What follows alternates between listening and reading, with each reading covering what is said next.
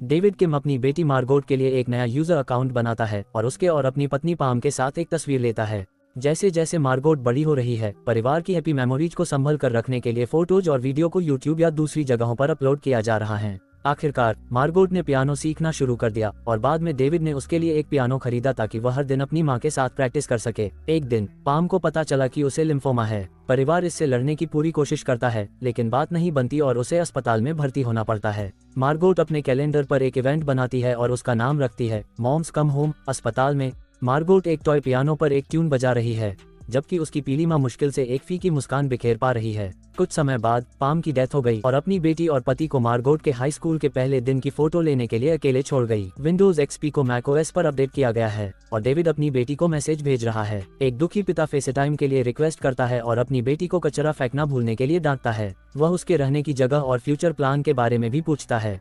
Margot का कहना है कि वह अपने बायो स्टडी ग्रुप में लेट हो रही है और डेविड के उसके फाइनलिस्ट के बारे में पूछने से पहले फोन रख देती है।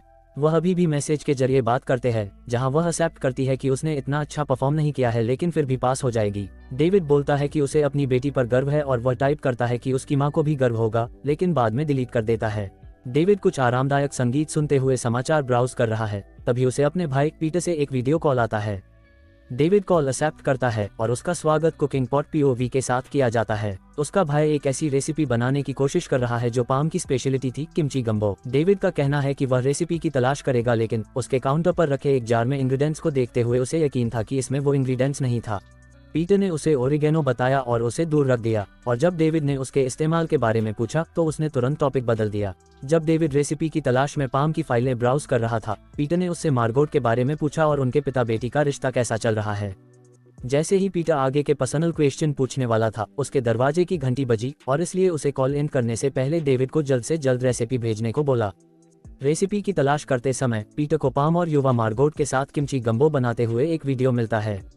दुख और उदासी की भावनाएं फिर से उभरने के कारण डेविड ने अपने सर्च रिजल्ट से वीडियो छिपा दिया। सोते समय डेविड मार्गोट की 3 कॉल मिस कर देता है। जब वह अगले दिन उठता है तो वह फेसटाइम, फोन कॉल और टेक्स्ट के जरिए से अपनी बेटी तक पहुंचने की कोशिश करता है, लेकिन कोई फायदा नहीं हुआ। दोपहर 3 बजे तक मार्गोट की ओर से अभी भी कोई रिस्पॉन्स नहीं है और अपनी वर्क मीटिंग के बाद डेविड उसे मैसेज भेजने ही वाला है कि तभी उसने देखा कि मार्गोट ने अपना लैपटॉप घर पर छोड़ दिया है, जो बहुत अलग है। वह उसके लिए एक और वॉइस मेल छोड़ता है, जिसके दौरान उसे पता चलता है कि यह शुक्रवार है और वह आमतौर पर इस समय अपने पियानो लेसन में होती है। वह उसके पियानो टीचर को फोन करके अपनी बेटी से बात कराने के लिए कहता है, लेकिन वह उलझन में है क्योंकि मार्गोट ने 6 महीने पहले आना बंद कर दिया था। इससे हैरान होकर वह मार्गोट के साथ अपने मैसेज को स्क्रॉल करता है, जिसमें डेविड द्वारा उसे पियानो सीखने के लिए पैसे छोड़ने की तस्वीरें हैं और मार्गोट कह रही है कि क्लास बहुत अच्छी चल रही थी। परेशान पिता ने उसके स्कूल को फोन किया, जिसने उसे इन्फॉर्म किया कि मार्गोट उस दिन क्लास में नहीं आई है। परेशान होकर उसने अपने भाई को मैसेज भेजा, जिसने सुझाव दिया कि उसने अपने दोस्तों के साथ ट्रिप पर जाने के लिए स्कूल छोड़ दिया होगा और डेविड को उनसे अपनी बेटी के ठिकाने के बारे में पूछना चाहिए। अपने किसी भी दोस्त को न जानते हुए डेविड मार्गोट के सोशल मीडिया अकाउंट ढूंढता है, लेकिन वे सभी प्राइवेट हैं। डेविड पाम के अकाउंट के जरिए से परिवार के पुराने कंप्यूटर में लॉग इन करता है। वह मार्गोट के मिडिल स्कूल दोस्तों के कॉन्टैक्ट्स को एक एड्रेस बुक में रखा करती थी। डेविड इसहाक के घर का नंबर डायल करता है और उसकी मां तुरंत मिस्टर किम को पहचान लेती है। इसहाक की मां ने उसे बताया कि यह नेटवर्क की समस्या हो सकती है, क्योंकि उसका बेटा और उसका एक दोस्त कैंपिंग पर गए हैं और उन्होंने मार्गोट को जरूर इन्वाइट किया गया होगा और वे अगली सुबह वापस आएंगे। गुस्से में डेविड एक लंबे मैसेज के जरिए अपनी नाराजगी दिखाता है, लेकिन आखिर में उसे हटा देते हैं और मार्गोट से रिक्वेस्ट करता है कि जैसे ही उसके नेटवर्क आए वो उसे कॉल करे। अगली सुबह इसहाक ने डेविड को फोन किया और कहा कि मार्गोट ट्रिप पर नहीं आई और उनके जाने से पहले वो उसे लगातार कॉल करने की कोशिश की, तब भी उसने कोई जवाब नहीं दिया और वह आखिरी लाल झंडा था जिसकी डेविड को अपनी लापता बेटी के लिए रिपोर्ट दर्ज कराने के लिए जरूरत थी। इसके तुरंत बाद जासूस रोजमेरी विक ने डेविड से कांटेक्ट किया और कहा कि उसे उसकी बेटी का मामला सौंपा गया है। खुद एक माता पिता होने के नाते वह उसके प्रति सहानुभूति रखती है और उससे घटनाओं के बारे में बेहतर जानकारी देने के लिए कहती है, जबकि जासूस मार्गोट के लापता होने की टाइमलाइन का रिकैपिंग कर रहा है। डेविड जासूस रोजमेरी विक को सर्च करता है और वह 3 अलग अलग लिंक खोलता है। एक वीडियो जहां उसे एक पुरस्कार दिया गया है, उसका फेसबुक पेज जो दिखाता है कि उसका एक बेटा है, और एक आर्टिकल जिसमें वो पुराने मुलजिमों के साथ एक रिकवरी क्लिनिक बना रही है।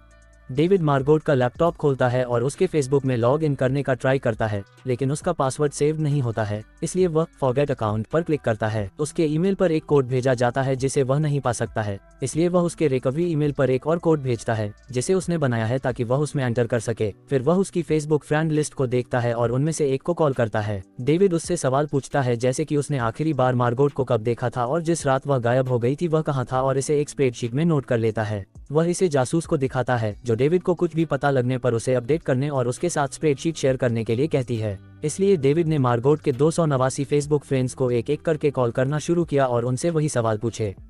मार्गोट की रिसेंट चैट और जानने वालों के साथ कई कॉल के बाद उसे एहसास हुआ कि उसकी बेटी का कोई असली दोस्त नहीं था और वह ज्यादातर समय खुद को अलग थलग कर रही थी। कुछ भी उपयोगी सीखे बिना उसके दोस्तों की लिस्ट में से 2/3 से बात करने के बाद डेविड ने पीटर को अपनी निराशा बताई। फिर वो उसको उसके ऑफलाइन दोस्तों और उनकी एक्टिविटीज पर एक नजर डालने का आइडिया देता है। डेविड उसकी स्कूल की फाइलों को देखता है और अबीगेल से कांटेक्ट करता है, वह लड़की जिसने उस रात अपने घर पर स्टडी ग्रुप होस्ट किया था। वह कहती है कि उनकी पढ़ाई रात 9 बजे खत्म हो गई और मार्गोट उस समय तक जा चुकी थी। वह ये भी बताती है कि मार्गोट अकेली थी और टम्बलर का बहुत इस्तेमाल करती थी। जैसे ही वह इसकी जांच कर रहा है, उसे जासूस से एक ईमेल मिलता है जो मार्गोट के गैस भरने और शहर से बाहर निकलने के ट्रैफिक फुटेज शेयर करता है। वह उस जगह को गूगल मैप पर नोट कर लेता है। डेविड ने मार्गोट के बैंक अकाउंट की जांच की और उसने देखा कि वह वहां पियानो लेसन के पैसे जमा कर रही है। 6 दिन पहले उसने वेनमो के जरिए से एक डिलीटेड यूजर को $2500 का पेमेंट किया था। वह उसका इंस्टाग्राम अकाउंट चेक करता है और देखता है कि डेरेक एलिस नाम का एक यूजर लगातार उसकी बेटी की तस्वीरों पर अजीब कमेंट्स पोस्ट कर रहा है। वह उसका नंबर देखता है और उससे उस रात उसके लोकेशन के बारे में पूछता है जब मार्गोट लापता हो गई थी। वह सवाल से बचने की कोशिश करता है, लेकिन जब डेविड पुलिस को इसमें शामिल करने की धमकी देता है तो वह स्वीकार करता है कि वह बीबर के कॉन्सर्ट में था। जासूस विक ने डेविड को एक फर्जी आईडी वाला एक ईमेल भेजा जिसमें कहा गया कि जब मार्गोट ने पैसे निकाले थे उसी समय वह एक फ्रॉड से मिली थी। जासूस ने वेनमो में सिक्योरिटी से बात की और जाहिर तौर पर उसने $2500 खुद को भेजे ताकि उसका पता न लगाया जा सके, और सुझाव दिया कि मार्गोट शायद भाग गई थी। डेविड ने उस पॉसिबिलिटी को स्वीकार करने से इनकार कर दिया और अपनी इन्वेस्टिगेशन जारी रखी। वह मार्गोट की सबसे ज्यादा देखी जाने वाली वेबसाइटों को देखता है और उसे यूकास्ट नामक एक स्ट्रीमिंग वेबसाइट मिलती है। वो नहीं जानता कि साइट वास्तव में कैसे काम करती है। वह कास्ट नाउ पर क्लिक करता है और एक लाइव स्ट्रीम शुरू कर देता है। जैसे ही वह ऐसा करता है, फिश एंड चिप्स नाम का एक यूजर कास्ट में शामिल हो जाता है और कुछ सेकंड बाद चला जाता है। डेविड स्ट्रीम समाप्त करता है और मार्गोट की सेव्ड लाइव स्ट्रीम को देखना शुरू करता है। मार्गोट के कुछ दर्शक थे, लेकिन उसका रेगुलर फिश एंड चिप्स था जिसने शुरू में उसके पसंदीदा पोकेमॉन के बारे में पूछा था, जिसका मार्गोट ने युक्सी जवाब दिया था क्योंकि यह यादें मिटा सकता है। वे लगभग हर दिन बात करते थे और फिश एंड चिप्स ने एक बार अपनी मां के अस्पताल के बिलों का भुगतान करने के लिए पैसों की तंगी के बारे में खुलकर बात की थी क्योंकि उन्हें ट्यूमर है। इसके बाद डेविड ने जासूस विक को फोन किया जिसने मार्गोट के लापता होने के साथ यूकेस्ट के किसी भी सदस्य के संबंध से इनकार किया, यहाँ तक कि फिश एंड चिप्स के पास भी बहाना था जिसकी कंफर्मेशन उसके डिनर मैनेजर और सीसीटीवी फुटेज से हुई। मार्गोट का कंप्यूटर बंद करने से ठीक पहले डेविड ने एक झील की तस्वीर देखी। वह उसके टम्बलर पर जाता है और उसी झील की एक और तस्वीर देखता है। वह इसे गूगल मैप्स पर पाता है और उसे पता चलता है कि वह उस रात कहाँ जा रही थी। वह झील की ओर भागता है और जासूस को कॉल करता है, लेकिन वह सो रही है क्योंकि सुबह के 4 बजे हैं। थोड़ी देर बाद वह उसे वापस कॉल करती है और डेविड उसे मार्गोट की पोकेमॉन कीचेन दिखाता है जो उसे झील के किनारे मिला था। अगली सुबह मार्गोट का मामला पूरे न्यूज में है। उसकी कार झील से निकाल ली गई, लेकिन मार्गोट उसमें नहीं थी। लोग जंगल में मार्गोट की खोज कर रहे हैं क्योंकि वहां कवर करने के लिए बहुत सारी जमीन है। भारी बारिश के कारण खोज रुक जाती है और इंटरनेट मार्गोट के बारे में आर्टिकलों और वीडियो से भर जाता है। लोगों द्वारा उसके पिता पर लापरवाही का आरोप लगाने से लेकर उसके क्लासमेट्स द्वारा ये दिखावा करने तक कि वे सबसे अच्छे दोस्त हैं। डेरेक की फेसबुक पोस्ट से निराश होकर डेविड उससे मिलने जाता है और उसकी पिटाई करता है। इसके कारण विक को इन्वेस्टिगेशन से अलग होना पड़ता है। डेविड को केस के लिए डेडिकेटेड एक सबरेडिट मिलता है जहां रेडिट जासूसों का एक ग्रुप अपने थ्योरीज शेयर करता है। उसे कार से तस्वीरें मिली और उसने आगे की सीट पर एक फिंस हॉकी हुडी देखी। ये डेविड को उसके भाई के साथ मार्गोट की चैट में ले जाता है।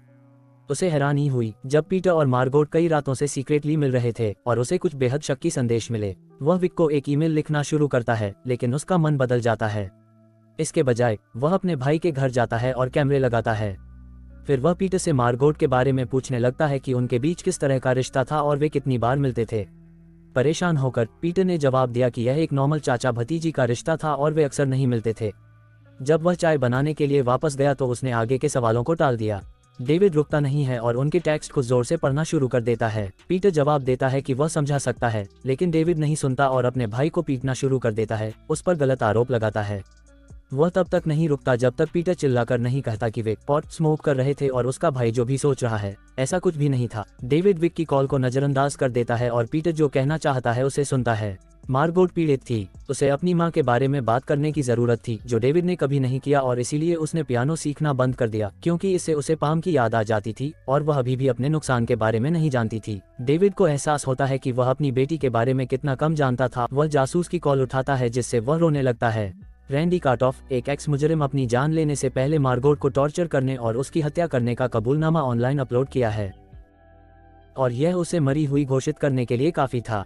डेविड एक मेमोरियल सर्विस के लिए फोटो अपलोड करना शुरू करता है और जब वह काम पूरा कर लेता है तो एक थैंक यू पेज दिखाई देता है जिसमें फूल पकड़े हुए एक लेडी की तस्वीर होती है। डेविड को पता चलता है कि यह वही महिला है जो फिश एंड चिप्स नाम से मार्गोट की लाइव स्ट्रीम पर दिखाई दी थी। वह गूगल पर प्रोफाइल पिक्चर को सर्च करता है और उसे उसकी अलग अलग फोटोज का एक ग्रुप मिलता है। उसे इस बात का एहसास नहीं है कि मार्गोट को धोखा दिया गया था और प्रोफाइल पिक्चर में लेडी सिर्फ स्टॉक फोटो के लिए एक मॉडल है, माबोई हेरोल्ड की तरह। इसलिए वह उसका नंबर ट्रैक करता है और उसे कॉल करता है। ऐसा लगता है कि उसे स्ट्रीमिंग वेबसाइट और जासूस द्वारा जांचे गए सभी डिटेल्स के बारे में कोई जानकारी नहीं है। डेविड विक तक पहुंचने की कोशिश करता है लेकिन वह कॉल नहीं उठाती। इसके बाद वह 911 में कॉल करता है जो उसे सीधे विक से नहीं जोड़ सका। फिर भी वह केस के लिए विक की तारीफ करती है। डेविड ने डिस्पैचर से अपनी बात 2 बार दोहराई क्योंकि उसे यकीन था कि विक ने कहा था कि उसे मामला सौंपा गया था, लेकिन डिस्पैचर ने कहा कि लापता व्यक्ति की रिपोर्ट दर्ज होते ही यह केस उसने खुद मांगा था। डेविड जासूस विक पर एक और नजर डालता है। वही समाचार पेज खोलने पर जो उसने शुरू में खोला था, उसने देखा कि उसके बगल में खड़ा एक एक्स मुजरिम में से एक रैंडी कार्टॉफ है। इसलिए वह डिप्टी शेरिफ से कनेक्ट करने के लिए कहता है। अगली चीज जो हम मेमोरियल स्ट्रीम पर देखते हैं वह है डेविड विक को घूर रहा है क्योंकि वह गिरफ्तार हो गई है। जब उससे पूछताछ की गई तो उसने बताया कि 6 महीने पहले उसके बेटे ने मार्गोट को स्ट्रीमिंग वेबसाइट पर पाया था। वह उसे ग्रेड स्कूल से ही पसंद करता था, इसलिए उसने एक नई पहचान बनाई और उससे बात करना शुरू कर दिया। वे दोस्त थे और खूब बातें करते थे जब तक कि मार्गोट को उसका वेनमो खाता नहीं मिल गया और उसने उसे उसकी मां के अस्पताल के बिलों के लिए $2500 भेजे। वो उसे सच बताने वाला था लेकिन वह इसे पब्लिकली नहीं करना चाहता था, इसलिए वह उस रात झील तक उसका पीछा करता रहा। जैसे ही उसे नशा चढ़ने लगा वह उसकी कार में बैठ गया और इससे पहले कि वह खुद को समझा पाता वह घबरा गई। मार्गोट ने भागने की कोशिश की पर उसके बेटे ने गलती से उसे एक चट्टान से धक्का दे दिया। विक ने मान लिया कि मार्गोट मर गई है क्योंकि चट्टान सनकरी, नोकीली और चट्टान से कम 50 फीट नीचे थी और उसकी कोई आवाज नहीं सुनी गई थी। इसलिए उसने इन्वेस्टिगेशन को लीड किया। डेविड को विश्वास दिलाया कि मार्गोट भाग गई है और लॉ एनफोर्समेंट टीम को बताया कि जिस क्षेत्र में उसका शरीर था उसे पहले ही क्लियर कर दिया गया है। उसे अभी भी किसी के कबूलनामे की जरूरत थी, इसलिए उसने एक्स क्रिमिनल को ड्रग्स दिए, उसे एक स्क्रिप्ट पढ़ने को बोला और बाद में उसे गोली मार दी। अब उसकी लोकेशन जानकर मार्गोट को वापस लाने के लिए एक टीम रवाना कर दी गई है। पता चला कि वह अभी भी जिंदा है और पूरी तरह ठीक हो गई है। कुछ समय बाद मार्गोट अपने पिता को मैसेज भेजते हुए म्यूजिक क्लास के लिए अपने एप्लीकेशन को लगातार रिफ्रेश कर रही है, देखने के लिए कि उसे एक्सेप्ट किया या नहीं। वह अपनी मां की मृत्यु के कारण सदमे में है और अपने पियानो जुनून को जिंदा करने के लिए तैयार है। दूसरी ओर उसके पिता अब पाम के बारे में बात करने से झिझकता नहीं है और मार्गोट को बताते हुए कि उसे उस पर गर्व है। उन्होंने वह टेक्स्ट भेजा जिसे उन्होंने फिल्म की शुरुआत में डिलीट कर दिया था कि उसकी मां को भी गर्व होगा।